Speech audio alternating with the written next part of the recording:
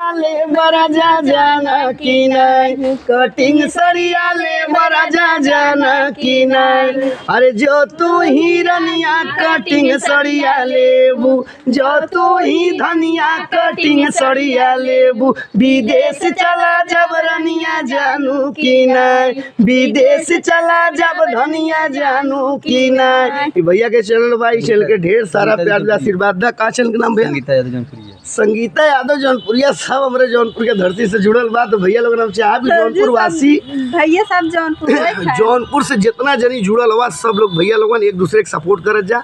और मजा देखा तब वाला जब एक दूसरे के साथ होला, सपोर्ट होला। तब अकेला तो क्यों भी कुछ कराला, लेकिन जब एक होला ना जिससे का होगा कंपटीशन भी होला, कौनो चीज़ होला, जब एक दूसरे के जोर लगाला तब मजा आवाला, सिंगल में ना मजा आवाला।